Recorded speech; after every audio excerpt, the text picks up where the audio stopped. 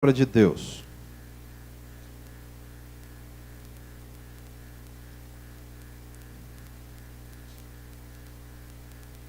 Se o meu povo, que se chama pelo meu nome, se humilhar e orar, buscar a minha face e se afastar dos seus maus caminhos, dos céus o ouvirei, perdoarei o seu pecado e curarei a sua terra. Você pode ler junto comigo? Se o meu povo, que se chama pelo meu nome, se humilhar e orar, buscar a minha face e se afastar dos seus maus caminhos, dos céus o ouvirei, perdoarei o seu pecado e curarei a sua terra. Bem, amados irmãos, existe um ditado que diz assim: a gente tem que começar a lavar a roupa suja em casa, né? Ainda que a gente goste de lavar a roupa suja do outro, é mais fácil apontar o dedo do que lavar a nossa própria roupa suja. Mas neste período em que nós estamos buscando sinceramente a presença do Senhor, nós temos que realmente lavar a nossa roupa primeiro. Ou seja, lavar o nosso coração e tratar dele. Nós acabamos de cantar duas grandes verdades. Pelo menos eu cantei, não sei se você cantou. Uma diz assim: meu prazer é estar na casa de Deus. E depois nós cantamos assim: consagramos todo o nosso ser. Todo. Se você cantou verdadeiramente, então você tem que mudar de vida. Sua vida tem que ser uma consagração. O seu prazer tem que ser o Senhor. Não pode ter outra coisa que divide o seu prazer. Eu tenho insistido nisso logo após o louvor e tenho pregado logo após o período de louvor, porque é fácil mentir na hora do louvor. É fácil dizer assim: ah, Senhor, meu prazer é estar na tua casa. Aí acaba o louvor, sua mente faz assim, ó, viaja. Viaja para o filme que você vai ver, para o jantar que você vai ter, para o problema que você vai tratar. Clóvis, traz uma água para mim, por favor. De forma que nós precisamos ter consistência. E se nós queremos que Deus nos visite, como eu quero, nós precisamos corrigir muitas coisas na nossa vida. E nós vamos fazer isso hoje nessa mensagem. Nessa mensagem eu quero falar sobre o caminho do avivamento. Nós vamos buscar o avivamento durante estes dias. E não só durante estes dias, mas a partir destes dias. E eu creio, irmãos, que nós vamos precisar fazer realmente uma séria faxina. Não só uma faxina individual, mas uma faxina grupal. Corrigir algumas coisas que não vão bem dentro da nossa igreja. A palavra de Deus diz assim em Pedro: o juízo vai começar pela casa de Deus. Então é bom que a gente comece logo o juízo a gente mesmo. E Deus tem nos dado essa oportunidade de fazer algumas correções. Porque é fácil, irmãos, sermos cristãos que escolhem a melhor parte. A melhor parte, segundo o cristianismo de hoje em dia, é a parte do conforto. É aquela parte que não me dá trabalho. É a parte que eu chego, sento, recebo, não faço mais nada e vou embora. Quer coisa melhor do que isso? Não é coisa mais gostosa você ir no restaurante, escolher a comida que você quer, pagar e ir embora sem ter que lavar a louça? Se alguma vez no restaurante que você foi e falou com o gerente assim: ó, deixa eu te falar, eu queria ajudar lá a menina a lavar a louça. Coisa mais gostosa não é ir no hotel. Não precisa nem arrumar a cama. Você não vou nem arrumar a cama. Tem gente que levanta a cama, está até esticadinha, ele vai lá e bagunça assim, ó. só porque não é ele que vai arrumar. Para a arrumadeira ter trabalho mesmo de trocar o lençol. Pois bem, irmãos, muitos de nós estamos fazendo da igreja esse lugar, onde a gente só recebe só o que a gente quer, sem termos que cuidar daquilo que Deus exige de nós. Mas o avivamento não acontece assim. O caminho do avivamento não é desconhecido. Ele está claro e patente nas páginas da palavra de Deus. Se nós quisermos experimentar o avivamento, é só mergulhar nesse livro. Mas nem sempre, ou quem sabe escrevi aí, quase nunca, a igreja descobriu esse caminho. Ou melhor, na história da igreja, avivamento é exceção. É tão exceção que é possível contá-lo na história. A maior parte do tempo da existência da igreja de Jesus nessa terra, a igreja não foi sal e não foi luz. Ela não fez diferença. Ela não impactou a sociedade. A maior parte do tempo. Mas a culpa não é da palavra, porque a palavra ensina o caminho do avivamento. A culpa é da igreja. E eu e você precisamos desenvolver esse caminho. O caminho está nesse versículo que nós lemos. Talvez seja o versículo que mais resume o avivamento.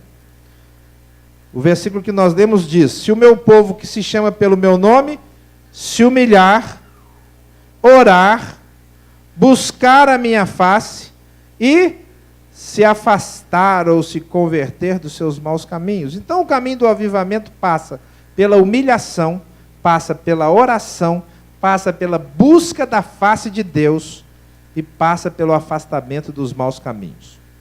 Isto quer dizer, não há avivamento sem humilhação. E pronto, já ficou difícil, porque quem é que gosta de se humilhar? Quem é que tem como alvo fazer uma penitência?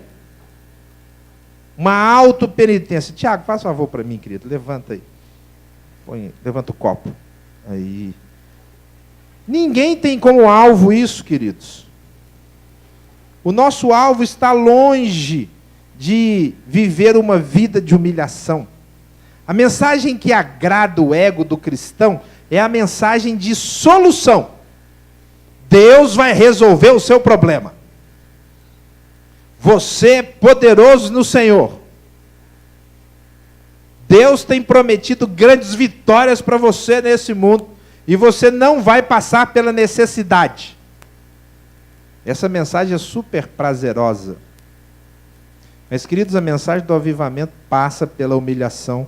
Eu quero nessa noite trilhar esse caminho com você. Se você quiser o avivamento como eu quero, no final desse culto eu vou fazer um desafio. Avisei domingo passado. Falei, pense durante essa semana se você está disposto a buscar o avivamento, para não ser uma decisão momentânea. Se você não veio domingo passado, você está livre para decidir domingo que vem. Porque o avivamento tem um preço. E o primeiro desse preço é a humilhação. Se o meu povo que se chama pelo meu nome se humilhar. Humilhar, queridos, é arrepender-se.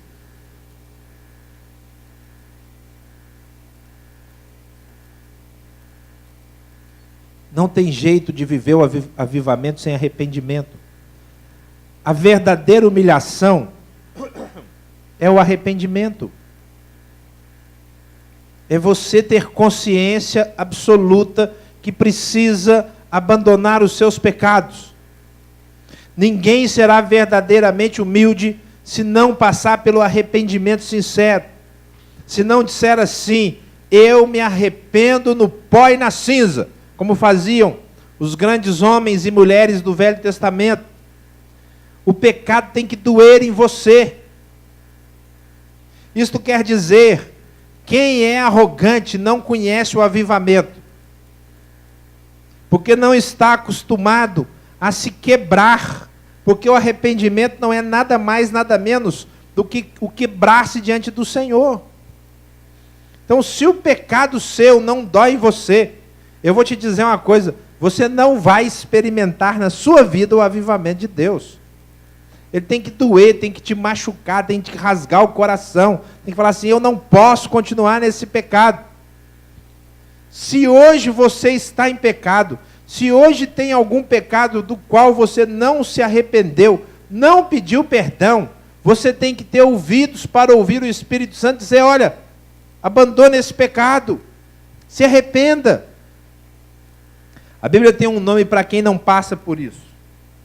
Chama consciência cauterizada. Consciência cauterizada é aquela pessoa que ouve sobre o pecado, mas não dói. Não sente necessidade de mudar. Ela já sabe que vai pecar amanhã. E ela não liga. Não tem arrependimento nessa vida. Humilhar-se é arrepender-se. A verdadeira pessoa arrependida bate no peito e diz assim: sê propício a mim, porque sou pecador. Quer dizer, Senhor, usa de misericórdia para comigo. Então nós precisamos passar pelo arrependimento. Humilhar-se também é reconhecer-se menor que os outros. Se você não se achar menor que os outros, você não vai conhecer o arrependimento e não vai conhecer o avivamento. Queridos, o avivamento de Deus é para uma igreja que é serva. Uma igreja que se dispõe. Uma igreja que oferece alguma coisa para o outro. Um crente, um cristão que chega e em vez de falar assim: me dá, eu quero, fala assim: toma. Nós precisamos nos tornar servos. Quando eu digo, irmãos, que a igreja parece um restaurante, eu digo com consciência de causa. Porque a maior parte das pessoas, da igreja em geral, estão sendo servidas, em vez de servirem. Ah, não, mas eu trabalho de segunda a sexta. Sim, você trabalha porque provavelmente você ganha. Porque se o seu chefe falar assim: eu não vou te pagar mais não, você pode continuar trabalhando? Provavelmente você não vai continuar. Então, na realidade, quando nós trabalhamos em função do salário, nós trocamos. O servo não troca nada. O servo se dispõe. Porque o servo considera os outros superiores a si mesmo. Nós precisamos aprender a nos humilhar, amados. Precisamos aprender de fato que nós não somos maiores do que ninguém. Essa síndrome de Adão, que depois do pecado tomou conta do ser humano, porque ele satisfez as suas necessidades, e quem quer satisfazer as suas próprias necessidades, não pensa no outro, pensa em si mesmo, precisa morrer na nossa vida. Nós somos servos, chamados para servir. Onde você estiver, você tem que ser servo. Hoje na igreja você tem que ser servo. Não depende da escala da diaconia. Ah, não estou escalado. Ah, eu sou do louvor, mas não estou escalado. Eu tive uma ideia sensacional, Rose. Nós vamos começar a colocar em prática. A banda, antes de tocar aqui, vai dirigir o louvor das crianças lá em cima.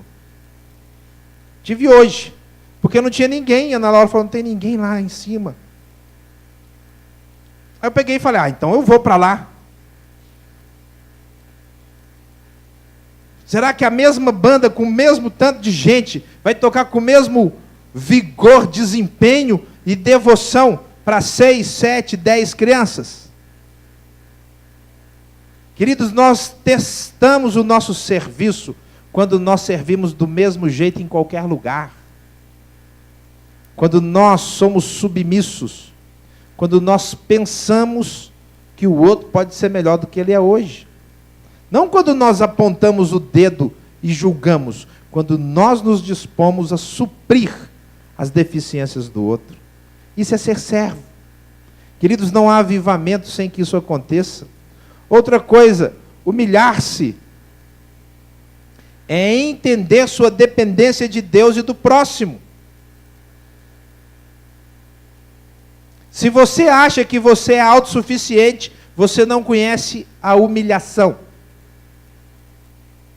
Se você acha que você não precisa do Senhor e não precisa do seu próximo, você é arrogante. Se você acha que você não precisa da igreja, tem hora que a gente, não precisa muito da igreja. Tem hora que dá vontade de não ir mais na igreja. Já te deu vontade de não ir mais na igreja? Você, quer saber? Não quero ir mais na igreja, não. Tem hora que dá vontade. Bem, se dá vontade no pastor, deve dar vontade em qualquer pessoa. Não quero mais ir na igreja. Porque às vezes nós achamos que não precisamos das pessoas. Eu vou, domingo que vem, começar a falar na escola dominical sobre o amor.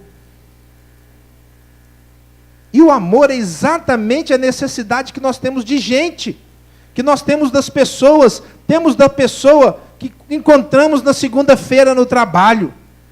Irmãos, o Senhor nos fez conectados, mas não foi conectados pela internet, Ele nos fez conectados pelo amor. E nós precisamos aprender a depender dos outros, sentir falta de gente. O diabo conseguiu de alguma forma trabalhar para que o ser humano do século 21 não sinta a falta dos outros.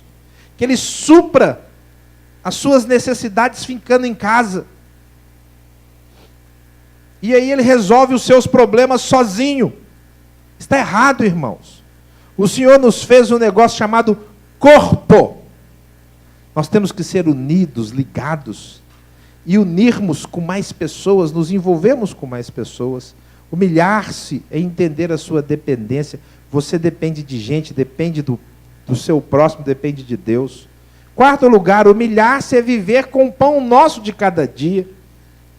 Isso é dependência de Deus. Eu deixei para falar mais sobre a dependência de Deus por causa desse ponto. Ser humilde é saber que Deus te dá, dia a dia, aquilo que você precisa.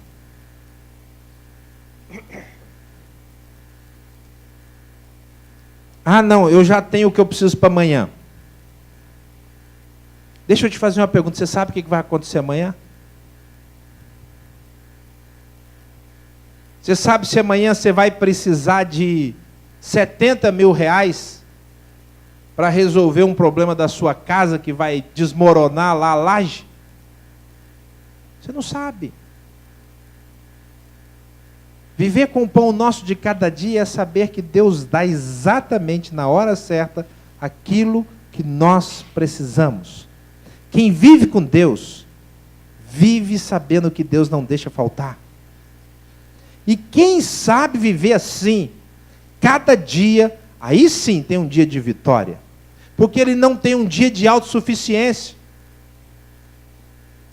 Nas quintas-feiras nós vamos estudar alguns personagens, e eu estou louco para chegar a hora de estudar o grande George Miller. George Miller foi um inglês que montou vários orfanatos. Numa época de extrema carência na Inglaterra. Ele chegou a ter orfanatos, irmãos, para 1.000 pessoas, 1.000 crianças. Não existe isso no Brasil hoje. 1840, 1850. E muitas vezes George Miller chegava de manhã e não tinha o pão para tomar café. E George Miller falava com seus auxiliares assim: coloque as crianças na mesa e vamos agradecer pelo pão. E antes que a oração acabasse, o pão chegava e batia na porta. É o pão nosso de cada dia. Nessa mesma Inglaterra, George Miller montou escola para 250 mil crianças. Queridos, isso chama avivamento. É gente que vive com o pão nosso de cada dia e distribui o pão. Não é só para ele, não. É para distribuir. Por isso que eu digo que nós não temos vivido realmente um avivamento. Provavelmente nunca vivemos. Quinto lugar, humilhar-se é não julgar o coração de ninguém, ainda que nós possamos julgar os seus frutos.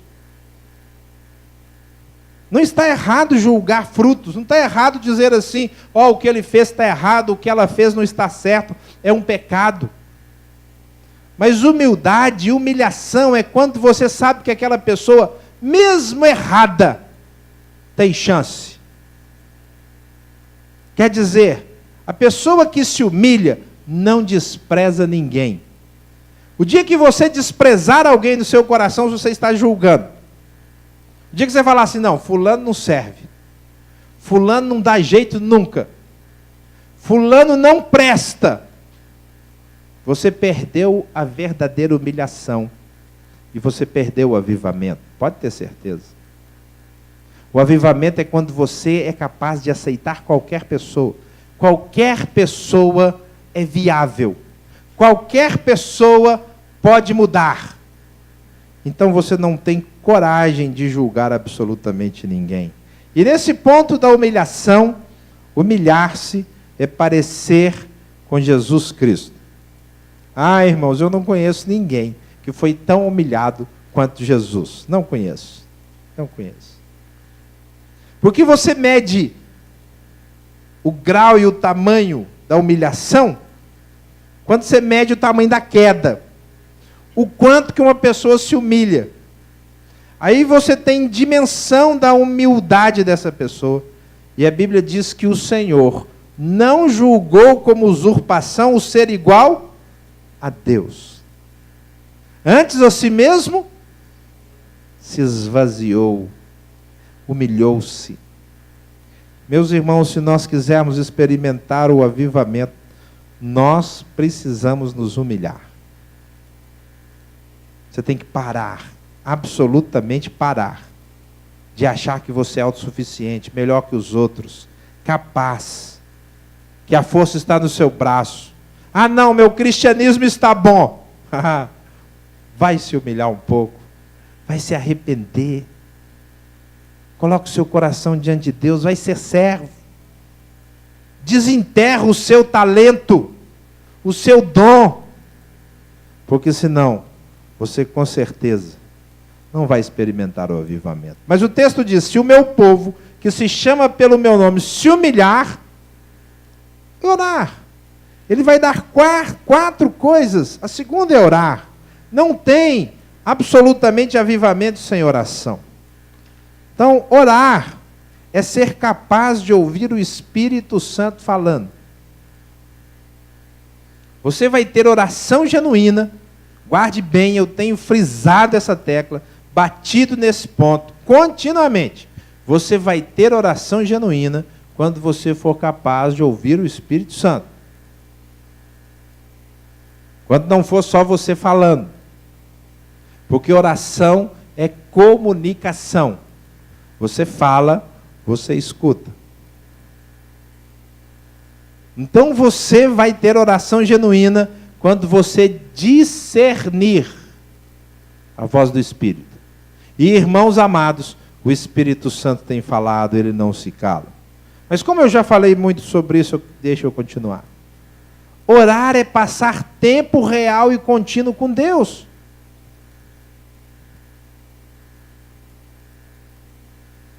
O avivamento virá sobre a nossa igreja, creio eu, e virá sobre essa cidade quando a oração da igreja cristã da Zona Sul for medida em horas. Em horas, nem minutos não. Quantas horas você orou hoje? Porque algumas coisas nós medimos em horas. Quer ver? Vou mostrar para você que algumas coisas nós medimos em horas. Deixa eu pegar uma pessoa que trabalha, né? Lucão trabalha, não trabalha, Lucão? Quantos minutos você trabalha por dia? Aí, apertei o rapaz. Porque nós não contamos o tempo trabalhado em minutos. Nós contamos o tempo trabalhado em horas. Agora, se eu perguntar para você, quantas horas você ora por dia? E aí? Porque você sabe quantas horas você trabalha, provavelmente você sabe quantas horas você dorme. Mas e quantas horas você ora? Ah não, esse negócio de orar horas é assim, para gente fanática. Nós somos crentes normais. Normais é que não somos, irmãos. Porque os normais da Bíblia passavam horas em oração. Horas. Isso quando não passavam assim os 40 dias. Em jejum e oração. Então orar é passar tempo real e contínuo. Se nós quisermos avivamento, meu irmão, minha irmã, eu fiz um desafio para você aceitar o avivamento, aceitar a busca dele. Então deixa eu te falar de cara. Você vai ter que se acostumar a passar horas. Porque o avivamento é isso, tempo de oração. E é isso que a Bíblia ensina. Está nas páginas da palavra, não saiu da cabeça do Samuel. A palavra diz que o povo de Deus que buscou o Senhor passava horas em oração. Eles não tinham problema de entrar na presença do Senhor e esquecer o que estava lá fora. Eu sei que alguns irmãos estão com o celular na mão e, via de regra, eu estou vendo aqui, eles consultam o celular. Nós temos dificuldade de não consultar o celular. Nós ficamos tão escravizados que toda hora a gente tem que olhar. Se o celular acender, puf! Deixa eu ver o que aconteceu. Deixa eu ver a novidade. Queridos, se nós quisermos o avivamento, nós precisamos ousar, desejar, passar horas. Você lá na sua casa, entrar no seu quarto, no seu aposento, no seu quarto de guerra, para usar a linguagem daquele filme, e falar assim, eu não saio daqui com menos de 1 hora. Orar é passar tempo real e contínuo com Deus. Terceiro lugar, orar é praticar o joelho. E praticar o joelho aqui, meus irmãos, é orar ajoelhado mesmo. A figura do joelho na Bíblia é a figura da oração. Então, se você não tem problema no joelho, se você não tem problema de coluna, comece a praticar o joelho. As igrejas de antigamente, o pessoal mais antigo aqui vai lembrar, tinha nas suas igrejas um apetrecho, uma parte do banco chamada genuflexório. O genuflexório era um apetrecho colocado na igreja para que as pessoas, quando chegassem e durante o culto, orassem ajoelhados. Bem, nós metemos o pau na Idade Média e de fato precisamos fazer naquilo que eles erraram, mas se tinha uma coisa que os cristãos da Idade Média faziam, era passar horas de joelhos. Se nós formos sinceros na nossa oração e desenvolvermos tempo, o Senhor vai nos dar joelhos calejados. O apóstolo Tiago é chamado na tradição da igreja de joelho de camelo. Porque ele passava tanto tempo ajoelhado que o joelho dele ficou calejado. Grosso. Igual sola de menino que anda descalço a vida inteira. Nós precisamos aprender a orar ajoelhados. Quarto lugar. Orar é colocar-se no lugar dos outros. É interceder. É sentir a dor da pessoa. Lá no monte nós temos orado na quarta-feira, o Lucão levou o pedido para a gente orar pelo Luquinha. Luquinha é um menino de 12 anos que está com câncer na medula, com leucemia. Imagina você que é mãe, que é pai, se o seu filho passa por esse problema, com a possibilidade de passar pela morte. Orar é colocar-se no lugar, é orar como se fosse você. Mesmo que você nunca tenha filho, nem seja casado. Amanhã nossa irmã Débora, esposa do presbítero Paulo Valente, vai passar por uma cirurgia delicada no ovário. Então dobre o seu joelho amanhã à tarde, onde você estiver, ou de manhã ou à noite, fala, Senhor, visita a Débora. Quando alguém compartilhar um pedido, se você quer experimentar o avivamento de Deus, você precisa ser o intercessor. Você precisa dobrar o seu joelho pelas pessoas. Você precisa clamar por elas. Em 1850, na época do grande avivalista Charles Finney, ele entrou num colégio chamado Wheaton. E nesse colégio ele começou a pregar, era um high school. High school, vocês sabem o que é, né? High school é um colégio de ensino médio. E ele começou a pregar e Deus mandou um avivamento naqueles adolescentes. E eles entraram numa reunião de oração na quarta-feira de manhã. E a reunião de oração acabou sexta-feira à noite. E eles nem voltaram para casa, ficaram orando na escola. Já era um regime de internato, ficaram orando. De quarta de manhã até sexta de noite. Acabaram as aulas. E os adolescentes, viu adolescentes? Da escola, todos orando, clamando. Os que não eram crentes se convertendo, e eles orando. Na sexta-feira saiu no New York Times, de 1850. Saiu no jornal. O pessoal criticando porque eles passaram um tempo demais de joelho e ia fazer mal para a saúde. Queridos, orar é quando nós dobramos o nosso joelho e começamos a orar pelos outros. Clamar pelos outros. Nós precisamos experimentar essas coisas. O avivamento é isso. Orar é sentir o coração de Deus. Irmãos, Deus não precisava criar a gente. Ele não precisava. Se tem uma coisa que Deus não precisava, era da gente. Porque a gente é pecador, omisso, gasta mais tempo com o mundo. E olha que nós somos os filhos de Deus. Né? Porque quem não é, então, não precisava. Quando ele criou a gente, ele cria gente que sentisse o coração dele. Que o coração dessa pessoa batesse no compasso do coração do Pai.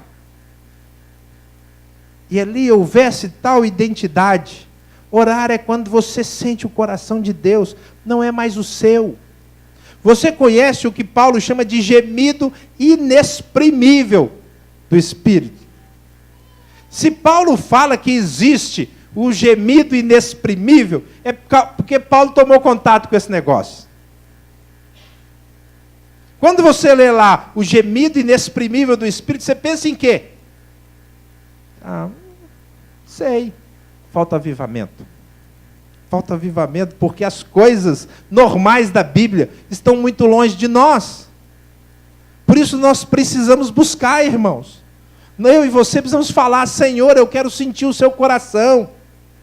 Eu quero sentir a sua presença, no sentido que agora o Senhor mostra e revela o que te pesa. Não é só ouvir a direção do Espírito, não.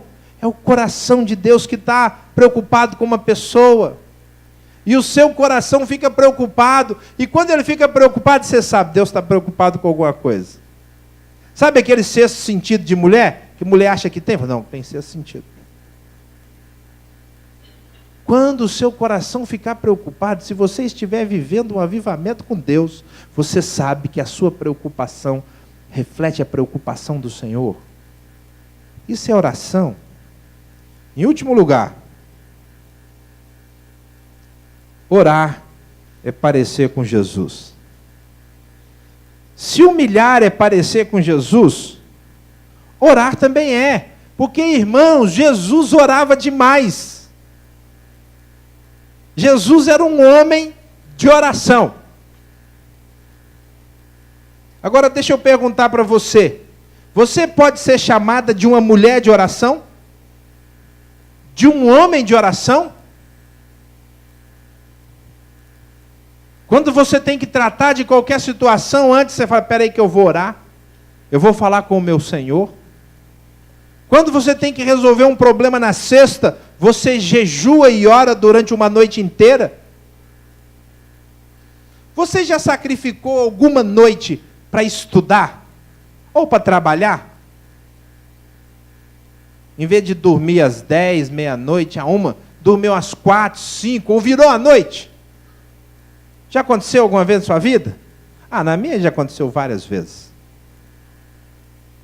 Irmãos, nós sacrificamos para trabalhar, nós sacrificamos para estudar, mas não sacrificamos para orar. Jesus sacrificava brincando. A Bíblia fala que ele subia o monte e passava a noite em oração. Naquele exemplo do mar revolto, ele foi ter com os discípulos de madrugada porque ele estava no monte orando. Diz a Bíblia, altas horas. Queridos, orar é parecer com Jesus. O que me intriga é o seguinte: se Jesus, que é Jesus, precisa orar, quer orar, ama orar, o que dizer de nós? Então, pelo amor de Deus, meu amado irmão, minha amada irmã, sacode a sua alma, a sua vida espiritual, fala assim: eu não posso mais continuar sendo esse crente que não se parece com Jesus Cristo. Tem que ter uma mudança na minha vida. E começa pela oração. Se o meu povo, que se chama pelo meu nome, se humilhar, orar e buscar a minha face.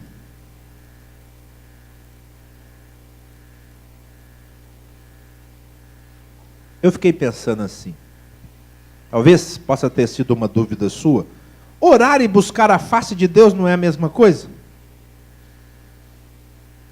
Bem, teoricamente seria a mesma coisa, a não ser que o escritor diferenciasse e colocasse de forma distinta: se o meu povo, que se chama pelo meu nome, se humilhar, orar, buscar a minha face e se converter dos seus maus caminhos. Então ele está dizendo de coisas distintas, as quais nós precisamos conhecer. E fui eu então tentar descobrir, ou pelo menos achar um indício, que eu assumo, posso não ser conclusivo, então eu deixo para você a conclusão na sua busca, do que significa essa ideia de buscar a face do Senhor. Mas eu quero apresentar pelo menos 3 sugestões. A primeira delas é que buscar a face de Deus é conhecer quem Deus é. Nós vamos ver no próximo ponto que buscar a face é ver. E quando eu vejo, eu conheço. Estou olhando aqui o Renzo, com a barba dele mal feita, né? Camisa polo igual a minha, calça jeans. Quando eu vejo, teoricamente eu conheço. Buscar a face do Senhor é conhecer quem Deus é. Queridos, uma das condições que o Senhor coloca para que haja uma vida de intimidade com Deus é o conhecimento de Deus. Você jamais vai ter um avivamento, jamais vai ter profunda intimidade sem você saber quem Deus é. Você tem que conhecer o Senhor. Você tem que prosseguir, como diz Oséias: conheçamos e prossigamos em conhecer o Senhor. Conheça o Senhor hoje, conheça o Senhor amanhã. E irmãos, Deus nos fez seres conhecedores, nós somos estudiosos, nós aprendemos, nós buscamos. Se quisermos conhecer alguma coisa, basta ler. Pois bem, o conhecimento de Deus é infinito. Se você buscar o Senhor hoje, você vai aprender uma coisa. Se você buscar Ele de noite, vai aprender outra. Se você buscar o Senhor amanhã, você vai aprender uma coisa nova do Senhor. Nós precisamos conhecer a Deus. Você tem que ter sede de conhecer o Senhor. Conhecer sua grandeza, sua intimidade. Conhecer que Ele é simplesmente alguém que se humilha a ponto de se limitar para você poder conhecê-lo. Porque conhecer o infinito é impossível, a menos que o infinito se reduza. Aí eu posso abarcar aquilo que Ele coloca à disposição do meu conhecimento. Por isso Ele nos deu a Bíblia, irmãos. Ah, como a Bíblia é maravilhosa. Como a Bíblia é fantástica. Nessa minha busca pelo avivamento pessoal, eu li o livro de Jonas essa madrugada. Porque o livro de Jonas é fantástico. O livro de Jonas conta de um avivamento em uma cidade inteira. Milhares de pessoas experimentaram o avivamento assim, ó. Quando o Senhor apontou o dedo e falou assim: se vocês não se arrependerem, eu vou destruir todos vocês. Você diz, o quê? Vou me arrepender. E queridos, eu li pela enésima vez, eu já perdi a conta de quantas vezes eu li Jonas. E eu fui ler nessa madrugada, e o Espírito Santo rasgou o livro de Jonas, e me revelou coisas preciosas de Deus nele. Porque a Bíblia é assim, ela é inesgotável. Se você quiser conhecer o Senhor, a palavra precisa estar no seu coração e nos seus lábios. Se você não passa tempo decorando a Bíblia, eu vou te falar outra verdade, você não vai ver o avivamento. Não vai. Não vai. Na sua vida, não. Você vai ver na vida do outro. Então saia daqui e fala assim, o quê? Eu tenho Bíblia na minha mão, no meu celular, no meu computador. Tem Bíblia de papel. Eu vou estudar a palavra, eu vou conhecer sobre Deus, eu vou decorar a palavra. Eu projetei aqui 2 Crônicas 7,14. Se você ainda não decorou, decore até o final do culto. Se o meu povo, que se chama pelo meu nome, se humilhar, orar, buscar a minha face e se converter dos seus maus caminhos, então eu ouvirei dos céus, perdoarei os seus pecados e sararei a sua terra. Decore um versículo por dia. Sabe o que você vai ganhar com isso? Conhecimento de Deus. Conhecimento de Deus. Buscar a face do Senhor é conhecer a Deus. Em segundo lugar, buscar a face de Deus é dar prioridade a Ele. O que tem a prioridade na sua vida hoje? O que manda no seu relógio é o que te dá prioridade. O que manda no seu tempo é quem te dá, é o que toma a sua prioridade. É assim que funciona conosco. Aí o marido fala, então é minha esposa. Bem, o que tem que mandar no seu tempo tem que ser o seu Senhor. Ele é que tem que dirigir o seu caminho. Ele é que tem que falar com você o que você tem que fazer e viver. Deus tem que ser a prioridade na sua vida. Se Deus não for a prioridade, nada mais será. O resto passa, irmãos. Com o que você tem gastado a sua vida? O escritor bíblico diz assim, por que vocês estão gastando a vida naquilo que não é pão? Dê prioridade ao Senhor. Não seja dirigido por um WhatsApp. Se toda hora que chega uma mensagem você tem que olhar, é você dando prioridade a isso. Talvez nós precisemos fazer alguns exercícios nessa busca de avivamento. Talvez o exercício de um dia inteiro seja ficar sem celular, da meia-noite até as 11h59. 24 horas. Não posso ficar sem celular. Se eu ficar sem celular, eu morro. Aí você vai ver como está a prioridade na sua vida. Queridos, Deus tem que ser o primeiro. Tem uma música que o grupo Semeadores cantava, e nessa música a letra diz assim, se o Senhor não for o primeiro, então eu não sou mais nada. O Senhor tem que ser o primeiro, só cabe um lugar para Deus na sua vida. Deixa eu falar com você. Deus só quer um lugar na sua vida. O primeiro. Ele quer você inteiro. Na realidade, ele trocou de lugar. Falou assim, ó, eu morri na cruz por você. Agora é sua vez de morrer por mim. Então, conhecer ao Senhor, buscar a face, é dar prioridade. E a terceira sugestão que eu quero dar para você sobre buscar a face é ser amigo de Deus, é viver em intimidade. Talvez a expressão mais plena que nós temos desse contexto seja Moisés. E o mais bonito de Moisés é que Deus é que fala. Não é Moisés que fala assim, não, eu falo com Deus face a face. É o Senhor que rasga o céu, desce na terra e fala assim com Arão e com Miriam e todo o povo. Como não temestes falar do meu servo Moisés? Com ele, diz Deus, eu falo face a face. Irmãos, isso é buscar a face. Buscar a face é quando Deus defende você. Sabe? Você não precisa se defender. Nem seu marido tem que te defender, sua esposa. Não, é para que eu defendo. Não fala mal, não. Não. O seu Deus te defende. Aí você está buscando a face. O Senhor intervém. Isso é avivamento. Você não precisa de gastar lábia para se defender, de usar o seu muque, o seu braço, porque você tem a maior de todas as defesas. O seu Deus te defende. Isso é intimidade. O Senhor fala assim, olha, com Moisés eu tenho intimidade. Não fala dele não, meu amigo. Falar de Moisés é mexer comigo. Moisés é a menina dos olhos de Deus. É a mesma linguagem que ele tem do povo. Queridos, ele quer ter uma igreja que seja a menina dos olhos dele. Para isso a igreja tem que ser avivada.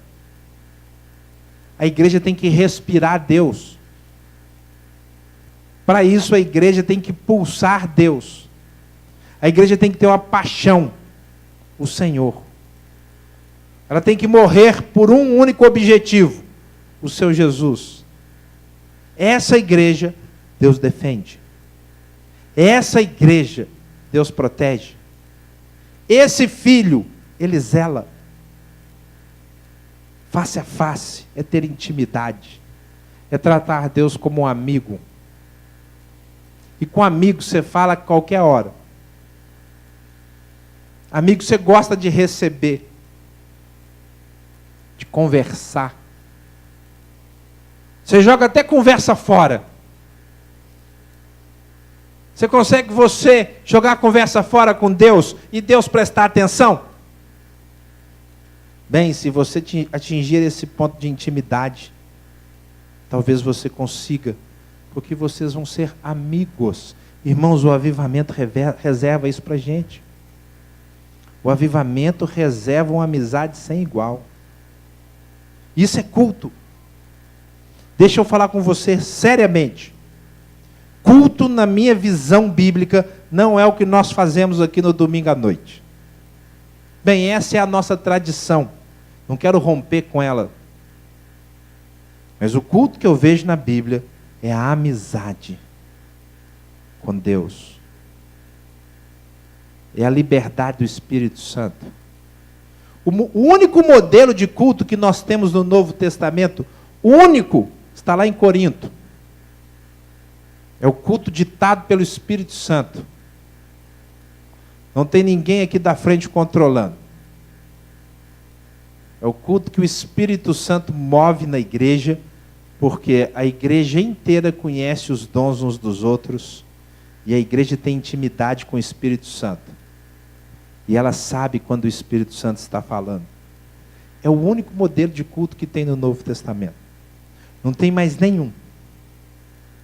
Bem, modelos são construídos pelos homens.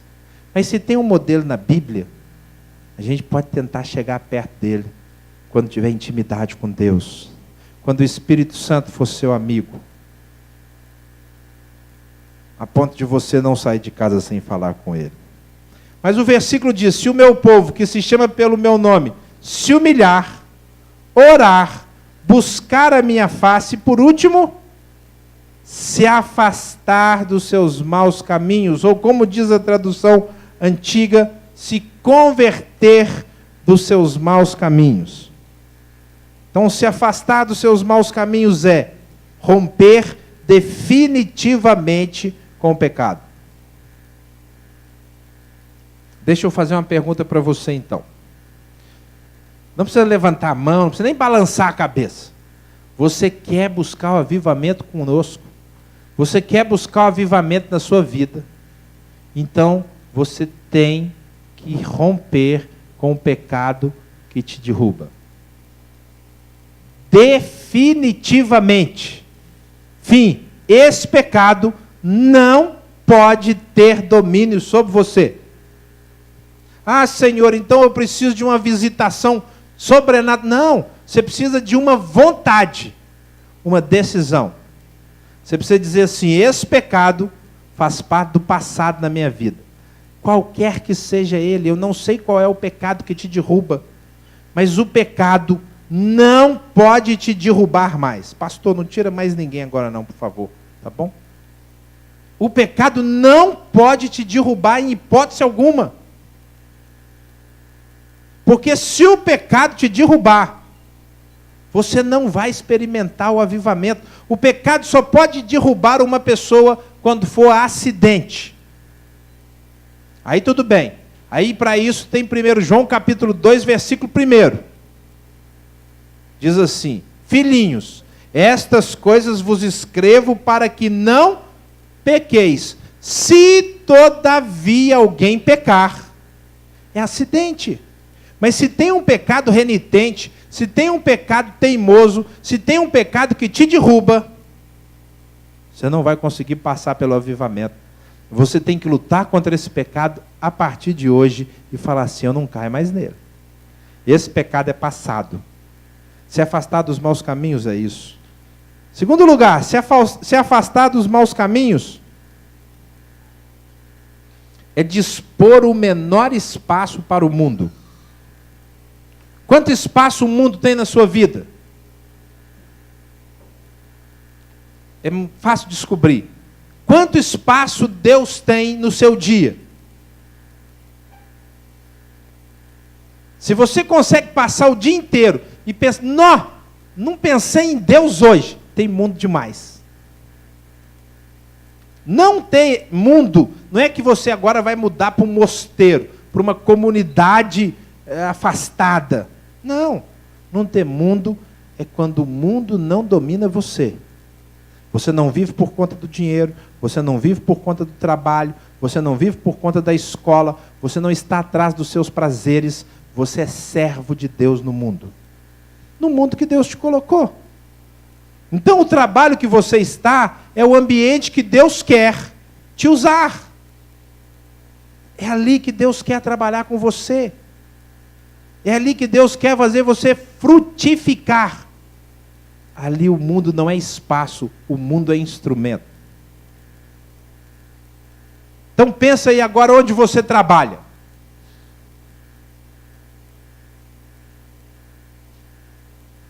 Não interessa se você gosta ou não gosta. Foi onde Deus te colocou. Estar nesse lugar é um privilégio. Porque Deus te enviou. Deus te colocou ali para ser servo. Enquanto você não entender isso, você não vai conseguir vivenciar o avivamento, porque você vai achar que a circunstância é sua inimiga. Então cuidado, separe menos tempo. Nós vamos fazer um jejum semana que vem, e é um jejum que vai envolver radicalidade. Nós vamos orar às 5 horas da manhã aqui na igreja, vamos desligar a televisão, quem quiser, a semana inteira. Vamos fazer um compromisso radical, um compromisso à la puritanos, que os puritanos eram radicais. Mas às vezes nós precisamos ser radicais, irmãos, porque senão o mundo fica pegando espaço na nossa vida. O futebol pega espaço, o jornal, eu que amo jornal, gosto de jornal, vejo todos os jornais. Mudo de um canal, acabou um jornal, eu mudo para o outro. Às vezes a notícia é a mesma, mas aí o repórter fala, essa coisa aí é novidade, tá vendo? Mas se isso ocupa o meu tempo, é mundo. Você consegue passar sem qualquer coisa do mundo, sabia disso? Qualquer coisa que tirar do mundo de você, você passa sem. Você só não passa sem Deus. Se você passar por uma enfermidade, tiver que ficar internado, você vai conseguir ficar tranquilamente. Você vai descobrir que não é tão valoroso assim as coisas que o mundo oferece. Porque o que você quer mesmo é ter saúde. Você quer sair do hospital e andar inteiro. Mas enquanto nós somos escravizados, nós não sabemos abrir mão. Então, disponha o menor espaço para o mundo. Se afastar dos seus maus caminhos é sentir tristeza pelo pecado das pessoas. A palavra de Deus diz assim no Salmo 1: bem-aventurado o homem que não se detém no caminho que não anda no caminho dos pecadores, não se assenta na roda dos escarnecedores e não se detém no caminho dos pecadores. É mais ou menos assim. O que eu quero é o que não se assenta na roda dos escarnecedores. Ele não se assenta, ele não fica rindo do pecado dos outros. Ele não ri da piada suja. Não chega um vídeo aqui que é meio sensual e ele ri só porque é engraçado. Queridos, o avivamento traz uma santidade sem igual. E em vez de rirmos daquilo, nós sentimos tristeza. Tristeza porque o mundo está em pecado. E nós não sabemos lidar com isso. Pois bem, nós precisamos sentir tristeza por causa dos pecados das pessoas. A nossa cidade foi envolvida no maior escândalo de corrupção. Está certo ficarmos revoltados, mas nós precisamos sentir tristeza, porque é a nossa cidade, irmãos. O nosso grande irmão Daniel, profeta aqui da Bíblia, quando ele viu o pecado do povo, capítulo 9 diz que ele se entristeceu, e ele fez um jejum por causa do pecado do povo, e ele pediu perdão pelo pecado do povo. Nós precisamos sentir tristeza pelo pecado do nosso Brasil. Não foi só má gestão, foi pecado. Queridos, nós somos o único povo espiritual dessa nação. Nós temos que ouvir o que Deus está fazendo. Não só é algo normal, existe uma batalha espiritual envolvida. E nós precisamos sentir tristeza. Quinto lugar, se afastar dos maus caminhos é corrigir nossas pequenas falhas de caráter e conduta. Sabe a pequena falha que você acha que não é pecado? Você tem que corrigir. Às vezes é preguiça. Você dorme demais. Ai, como é bom dormir. Fala a verdade, dormir é bom ou não é bom? Pois bem, mas às vezes você dorme demais. E aí dormir demais tira tempo de Deus na sua vida. Então nós precisamos tratar. É a pessoa que não se controla. Não controla no trânsito. O trânsito é um ótimo teste para o crente. Quando eu jogava bola, era o futebol também. Porque o futebol é um teste muito bom para os rapazes. Se o cara vai jogar bola, e quando ele entra lá, veste o uniforme e mata pelo futebol, ele tem que corrigir algumas falhas. É igualzinho o cara que pega o volante, leva uma fechada e fica louco. Fica louco.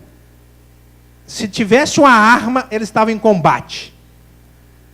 Eles iam lutar, dar tiro no outro. É uma falha de caráter.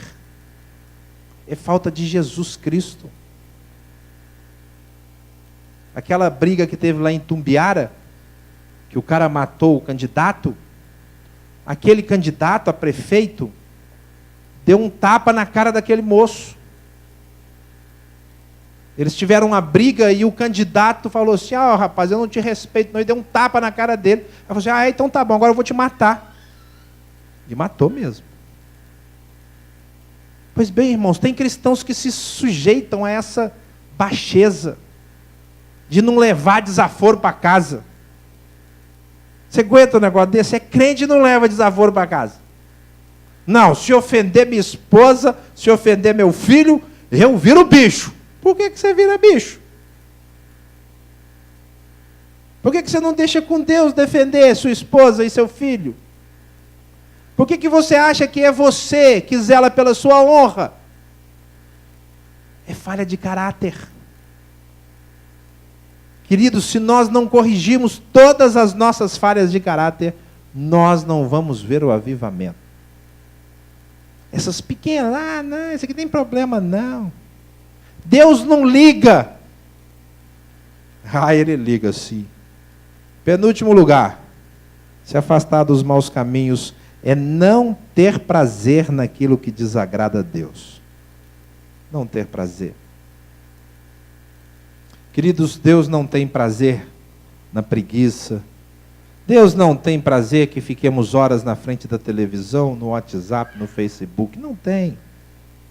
Deus não tem prazer em nenhum tipo de pecado, nem em aparência do pecado.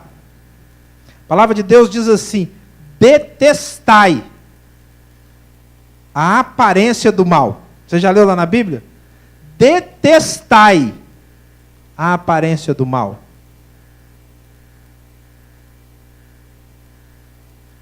E nós gostamos dela. Ah, não é mal, é só uma aparênciazinha aqui. Não tem problema não. Queridos, se nós não tivermos desprazer como Deus tem, nós não vamos experimentar o avivamento. O avivamento, irmãos, não é para crente fraco. Não é. O avivamento não é para gente que é comodista. O avivamento é para quem se afasta dos seus maus caminhos.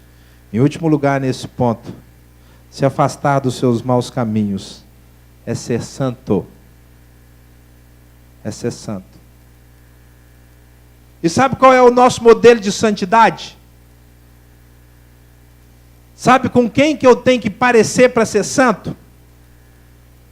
Com Deus. Com Jesus. Eu tenho que ser exatamente como Deus é. Em santidade. E se Ele colocou esse padrão, é porque esse padrão é plenamente alcançável. É plenamente atingível. Irmãos, o avivamento é quando a igreja sai do lugar comum do pecado e sobe um patamar, o patamar da santidade. Porque quem é santo vê Deus face a face. Deus falou: o Senhor não deixa ninguém encostar num monte. Mas quem é santo pode subir o monte. Pode olhar nos olhos do Senhor. E o Senhor fala com ele. Se o meu povo, que se chama pelo meu nome, se humilhar, orar, buscar a minha face, se afastar dos seus maus caminhos, então eu enviarei um avivamento sobre eles. Eu quero concluir essa mensagem, irmãos, dizendo o seguinte. Acompanhem comigo na tela, por favor.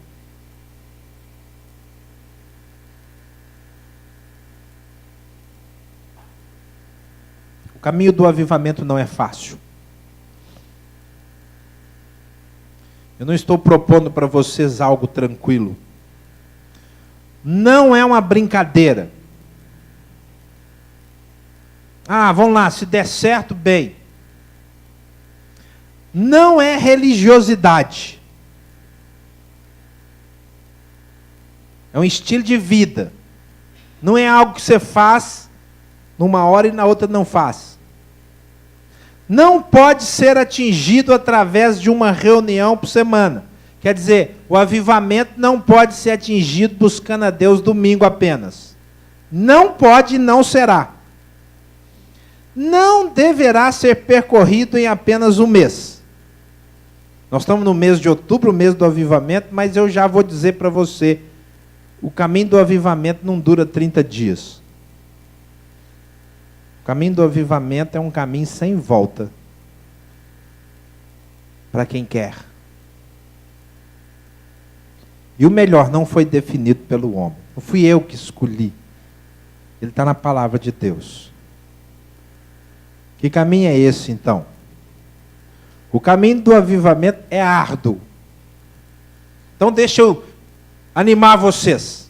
Tá bom? Deixa eu dar uma estimulada. Ele é árduo, doloroso, porque ele envolve o sacrifício de horas que você podia estar dormindo e você vai orar, comendo o que você queria e você vai jejuar, fazendo a sua vontade e você vai parar para fazer a vontade do Senhor. Exige a morte do eu. Exige. O avivamento exige que morra o Samuel, morra o Zezé, Morro Eli, Morro Leonel, e por aí vai. Exigirá dias e dias de busca intensa. Se você não buscou essa semana, vai ter que buscar amanhã, e terça, e quarta, e semana que vem. Passa por uma decisão individual. Ninguém pode decidir. A mãe não pode decidir pela filha.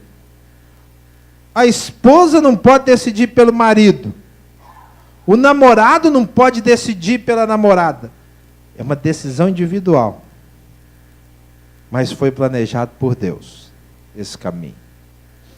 Eu quero terminar com essa palavra. Sabe por quê, irmãos? Eu creio que nós chegamos num ponto de vida de igreja cristã da Zona Sul, no qual ou nós nos acostumamos com a vida religiosa, e olha que nós temos até uma boa vida religiosa, temos ministérios funcionando, fazendo um ótimo trabalho social, missionário, ou então nós damos um passo além, um mergulho mais profundo, e nós mergulhamos na palavra de Deus para viver a vida cristã que o Senhor tem marcado. Um desafio maior do que aquele que nós planejamos, que não pode ser feito numa prancheta humana, que é viver a plenitude do Espírito Santo, a total intimidade com Jesus, viver esse nome que a experiência histórica chamou de avivamento. É um período no qual se conhece que Deus manda e só Jesus Cristo é glorificado. Esse é o avivamento. Esse é o caminho que eu quero deixar com você. E eu quero perguntar, você está disposto a trilhar esse caminho? Por isso que não pode ser assim, ai, eu fiquei todo emocionado, eu quero. Jesus andou com os discípulos, e aí o Pedro falou assim, eu vou te seguir por onde o senhor for. Eu vou. Falou assim, você está preparado para beber o cálice que eu vou beber? Você está preparado?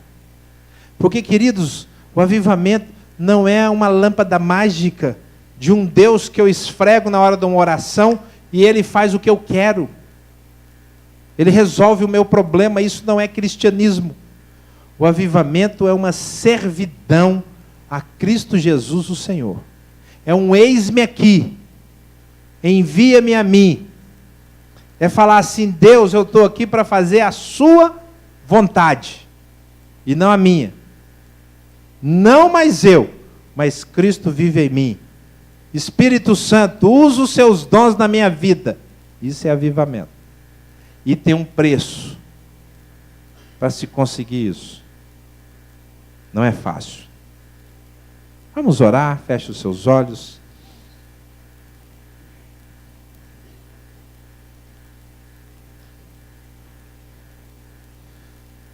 Bem, eu disse domingo passado que eu ia perguntar a você hoje, se você está disposto a buscar um avivamento do Senhor.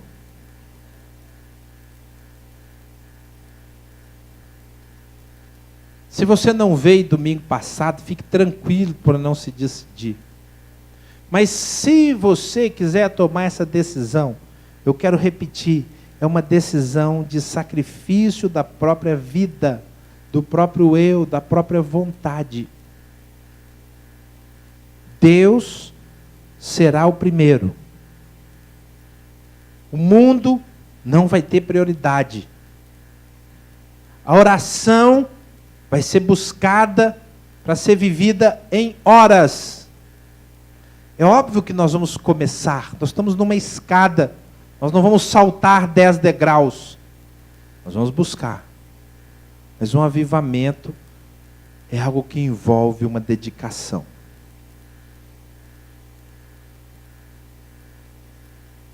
Você não é obrigado a tomar essa decisão, mas eu quero desafiar você que quiser. Quem não quiser, fique à vontade, meu. Não decidir, não fala nada sobre a natureza da sua vida cristã, porque eu acabei de falar aqui que ninguém vai julgar o outro e nem pode. Mas a decisão é algo que motiva você mesmo, serve de referencial para a sua vida. Assim como eu, Samuel, tomei essa decisão e serviu de referencial para mim.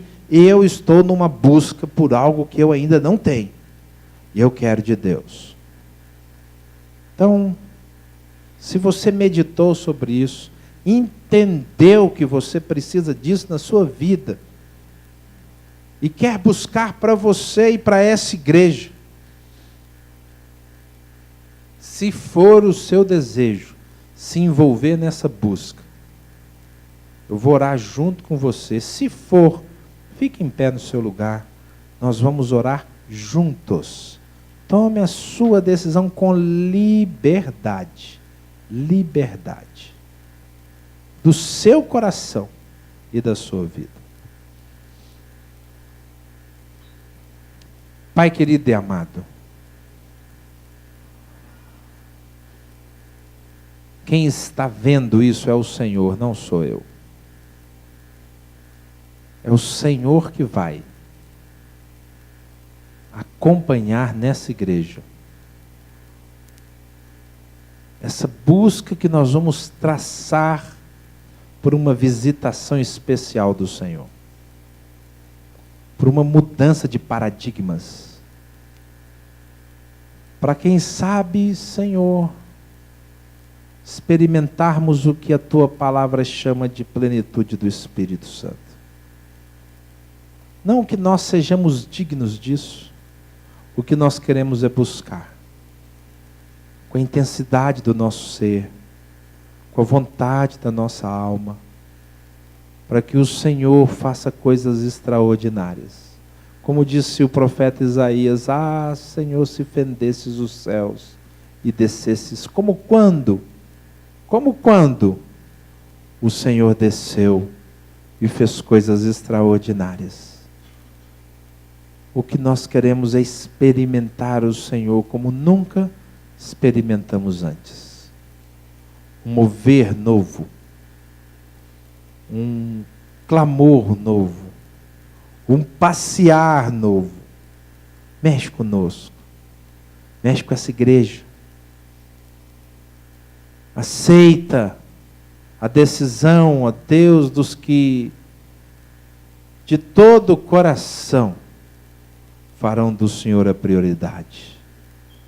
Viverão para que o Senhor se agrade deles. Viverão para que esse mundo, essa cidade seja salva. E o nome de Jesus Cristo seja levantado no mais elevado lugar. Ó Senhor, vem sobre nós. Vem, nos visita com a Tua presença. É o que eu te peço. No nome de Jesus. Amém, Senhor. Amém. Pode se assentar. Em nome de Jesus. Que o Senhor te abençoe, te fortaleça e te guarde. Cada domingo eu vou fazer esse desafio para você. A cada domingo nós vamos estar em oração. Não é um desafio que diz respeito a vermos quem faz, mas é que você marque na sua vida o seu desejo de buscar o Senhor. Tanto que eu mesmo vou fazer de olho fechado, porque é você que vai fazer do Senhor algo novo na sua vida, para uma experiência íntima e intensa com o Senhor nosso Deus. E que o Senhor nos dê graça para experimentarmos um mover que vem da plenitude pura e simples do Espírito Santo de Deus, através da sua vida, através da minha vida, através da vida da igreja, para fazer diferença nessa sociedade. Chamar